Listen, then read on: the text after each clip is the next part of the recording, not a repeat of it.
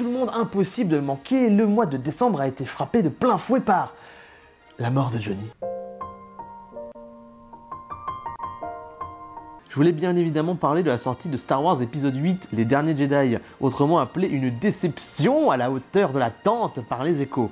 Histoire de nous rappeler qu'heureusement que les journaux français ne décident pas de l'avenir du cinéma, sinon on n'aurait que des lavis d'Adèle à aller voir en salle. Star Wars dans l'impasse, intitule-t-il leur sobre article, qui propose le précédent opus comme étant une tête de pont de ce que devrait être un film SF, et a fortiori un Star Wars. Get the fuck out of here! Et oui, vous avez sans doute compris par mon ton sarcastique que leur avis n'est qu'une chure un peu sèche sur la faïence de mes chiottes que je vais maintenant aller nettoyer. Il y a beaucoup de choses à dire, mais on va directement commencer par celle-là, que vous connaissiez mon avis global. Ce film est super. Il n'est pas génial, il n'est pas fantastique, il n'est pas pourri, il n'est pas moyen, il est super. Et je vous conseille donc d'aller le voir si ce n'est pas déjà fait. D'ailleurs, je sais pas trop ce que vous foutez à regarder ma vidéo si c'est pas le cas. Et surtout d'y aller sans préavis, de préférence sans avoir vu les bandes annonces, tout seul, dans une séance où il n'y aura pas un torrent d'ado qui gueule, et en mettant sur on votre processeur de comportement infantile. Car oui, ce film Star Wars va vous faire retourner en enfance et vous aurez l'impression de déballer un bon gros cadeau sous le sapin au fur et à mesure que passeront les minutes. Vous vous sentirez trahi 2-3 fois, mais la sensation sera fugace et vous retrouverez bien vite votre état de béatitude débile devant tous ces plans, cette débauche de plans qui vont absolument vous éclater la rétine. Et de ce sentiment un peu bizarre que cette fois-ci on ne s'est pas foutu de votre gueule. Allez, cette introduction est déjà beaucoup trop longue, on va directement rentrer dans le vif du sujet. Comme dans le dernier Critical Hit, on va commencer par les aspects positifs du film. Et il y en a toute une pelleteuse remplie à ras-bord parce que le film est plein de bonnes intentions. Et le premier bon point, c'est Rian Johnson. Et je vous avoue que je ne pensais absolument pas que ça serait un bon point. On voit enfin la patte d'un réalisateur et une réelle direction artistique. Là où J.J. Abrams avait fait preuve d'un laxisme et d'un amateurisme crasse, son successeur sait où il va, c'est ce qu'il veut faire dire à son film et ça se sent d'un bout à l'autre du métrage. Abrams a toujours eu ce défaut. Ah, mon grand dame, je l'avoue. Il ne sait pas diriger ses acteurs, si bien que le manque de charisme abyssal chez certains des nouveaux protagonistes de la saga, notamment les plus jeunes, en a dégoûté plus d'un. Je plaide coupable. Ce qui est d'ailleurs très étrange parce qu'on l'a toujours reproché à Lucas à la base. Rey était plate.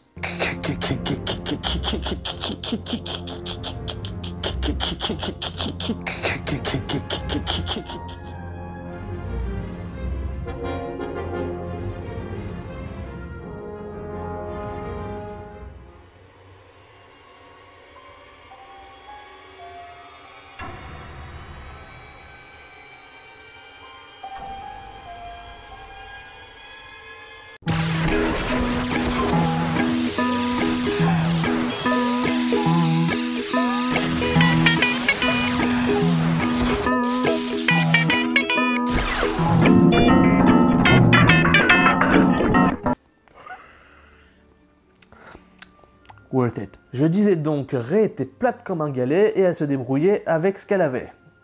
Autrement dit, pas grand-chose. Niveau bagage d'acteur, Finn, bien que ma haine pour Jason Boyega soit grande, s'en sortait un peu mieux, mais pas tant que ça. Poe brillait pas vraiment. Bref, le cast principal était plat à en crever. Excepté Adam Driver qui, même si ça fait pleurer les rageux, était quand même vachement plus intéressant que les héros du film. Dans cet opus, on voit clairement que les acteurs étaient réellement investis.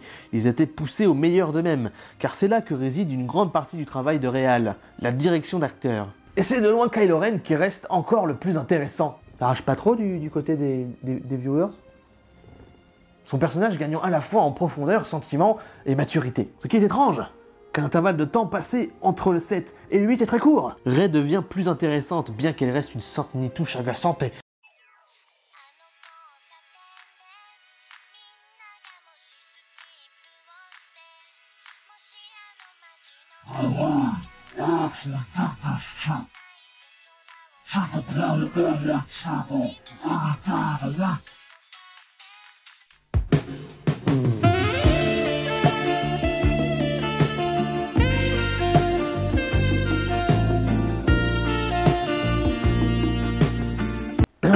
Son rôle est plus équilibré, son texte est mieux travaillé, malgré quelques petites touches cringe ça et là. On voit beaucoup moins Finn.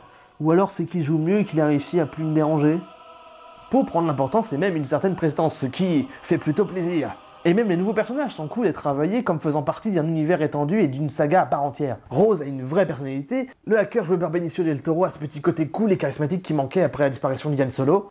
Oui, je continue à dire Han Solo, pourquoi, ça vous pose un problème? Bref, côté acteur, aucun souci, Rian Johnson a fait son boulot jusqu'au bout et ça se sent. Au niveau de la direction artistique, ça se sent aussi. Rien dans Star Wars 7 ne m'a marqué, rien ne m'a vraiment intéressé. Alors qu'un Star Wars, ça a des scènes d'anthologie. Le seul truc qui m'avait marqué, c'était une scène de la BA qui n'est même pas dans le film. Mon Dieu! Ici, on a des images qui frappent dur. Je suis certain que certaines images me resteront à l'esprit jusqu'à la sortie du 9, et que j'en aurai oublié aucune. Le travelling du début du film est culte. L'image de fin est culte. Les plans spatiaux sont cultes et surtout une scène en particulier avec juste du blanc et du noir sur des gros vaisseaux détruits. Ça m'a fait saigner des yeux tellement c'était beau. La planète rouge et blanche avec les renards de cristal est culte. La salle où trône Snoke est culte. La scène où Kylo Ren doit choisir entre tuer sa mère ou non avec son vaisseau est culte. Les combats au sabre laser dans le film sont cultes. Et il n'y en a pas 10 000. Et je n'aurais jamais pensé dire ça, mais les porgs sont cultes.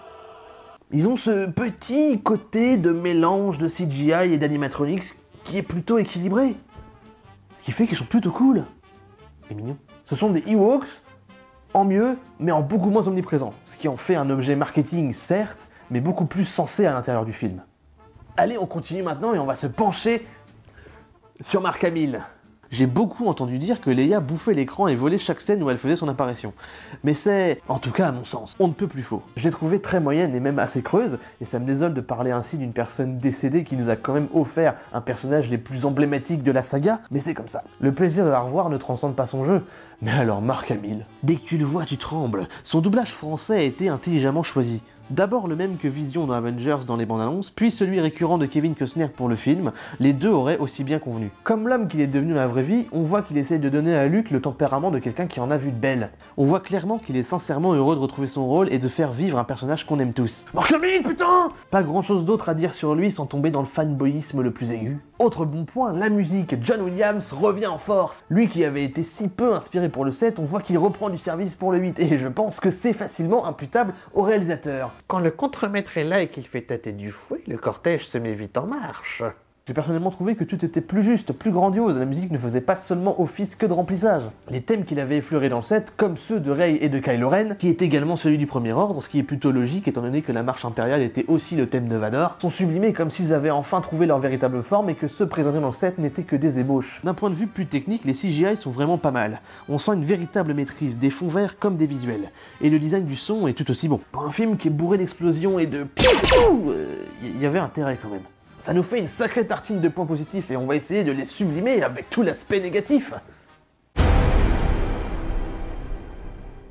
Ce qui peut être dit sur ce film et sur l'intention exposée diamétralement opposée à celle du 7, c'est qu'il lui est bien supérieur. Autrement dit, ce coup-ci, le réal savait où il allait et il avait une vraie feuille de route. J'ai un pote qui me dit souvent que le 7 était comme un passage obligé.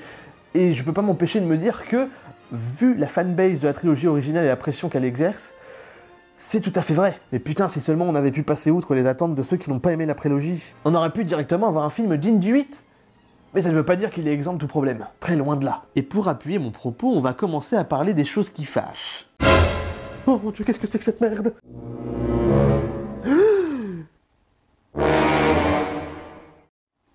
Ils ont le droit de faire ça?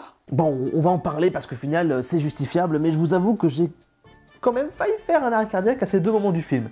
Premièrement, pourquoi ce style de Yoda et pas d'Obi-Wan ou au moins les deux qui apparaissent à Luke, et pourquoi le faire apparaître ainsi alors que ça lui donne un air absolument horrible et oh my god, je ferme ma gueule parce qu'il peut faire tomber des éclairs. Ça n'est pas les plus graves. Mais le faire apparaître en CGI, car ils sont tout à fait capables de le faire, aurait pu être cool. Je sais que la haine pour la prélogie est vivace, mais quand même, son Yoda était cool, sans trahir celui de la trilogie originale. Deuxièmement, pourquoi est-ce que Leia, qui n'a jamais manipulé la force et qui n'a jamais eu d'instruction concernant cette dernière, peut l'utiliser alors que normalement elle devrait être morte et gelée depuis au moins 2 minutes et 42 centièmes à cause du vide spatial?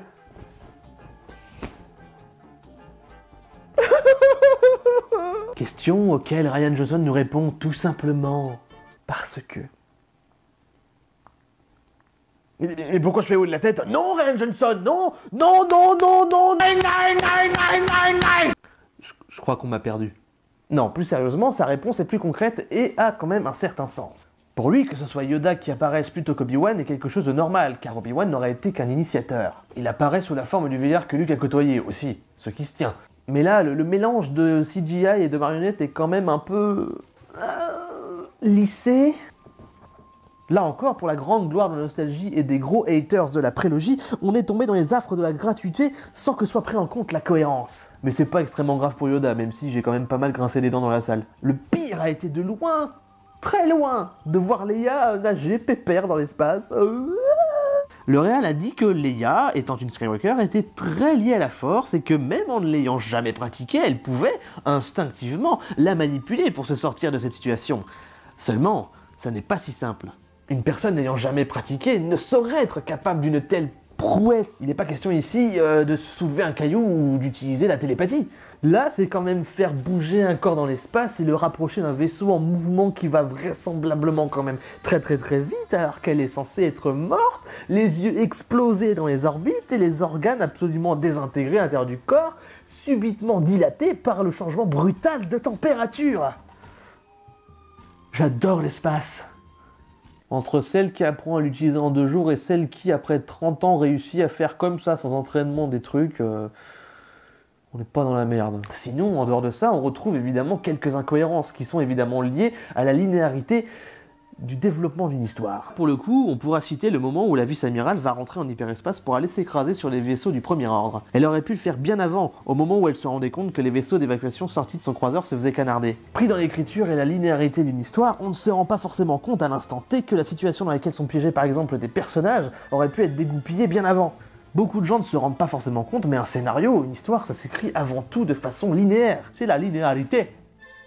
Oui, et c'est la même réponse qu'on aurait pu donner à 95% des gens qui sortent « mais là c'est une incohérence parce qu'ils auraient quand même pu faire ci ou ça... » Alors oui, l'écriture de scénario est vue, revue, corrigée des dizaines de fois, lue par des regards extérieurs, par le réal, par la prod, bref, un très grand nombre d'yeux ont travaillé sur ce projet. Pour autant, ça n'empêche pas ce genre d'erreur inhérente au format de se glisser malencontreusement dans le produit fini. Et ce sont des erreurs acceptables. Acceptable. Ouais. Il y a un léger souci d'équilibre, et au niveau temporel, on s'y paume un peu. Quand est-ce que ça se passe? Si c'est sitôt après la fin du set, comment ça se fait que Rey soit autant doué avec la force, vu qu'il faut normalement des années et des années à un novice pour la maîtriser? Et on se tape des sous-intrigues qui ne servent absolument à rien. Le trop long passage à Harry Potter, quoi, histoire de paraphraser un autre critique. Quoique la scène finale quand même lui donne du crédit. Bon, bah j'ai pas grand chose d'autre de négatif à balancer sur le film. Alors il est long, c'est le plus long des Star Wars si je ne m'abuse, alors je comprends que chez certains ça se fasse un peu sentir. Mais la dernière chose que j'ai envie de dénoncer, c'est cette insupportable propension qu'a Disney de faire clin d'œil sur clin d'œil à la trilogie originale. Dans le set, la subtilité de ces clins d'œil n'avait d'égal que le talent d'acteur de John Boyega. Je suis tellement un gros connard. Les histoires étaient pratiquement les mêmes, c'en était insupportable. Le 4 et le 7 pouvaient et devaient sans doute être liés entre eux, mais pas par la copie de l'histoire, pas par d'aussi énormes ressemblances.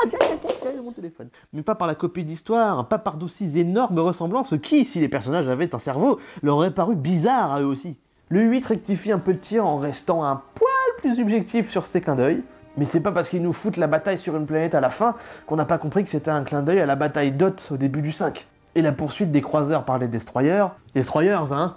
Pas destroyers. C'est lorsque le Faucon cherche à fuir le super destroyer de Dark Vador une fois arrivé dans le champ d'astéroïdes. Bref, de la redite et ça sert à rien, vraiment. Ça m'a pas gâché mon film, mais c'était quand même pas très agréable. Pour finir, je voudrais vous dire que Rian Johnson est quelqu'un qui sait ce qu'il fait, et que ça se voit, même au sein de son film, quand il est capable de vous prédire de manière discrète ce qui va se passer. Je parle du moment où Leia vole dans l'espace. À un moment donné, elle traverse l'hologramme du super destroyer de Snoke, exactement comme va le faire le croiseur de la vice-amirale peu de temps après. C'était beau, c'était fort, ça faisait longtemps que j'avais pas ressenti des choses au cinéma. J'ai enfin eu l'impression de voir un Star Wars. J'espère ne pas vous avoir trop spoilé, à part dans la conclusion. En très gros, allez voir ce film, je lui case un bon 16,5 sur 20, tellement il est bien.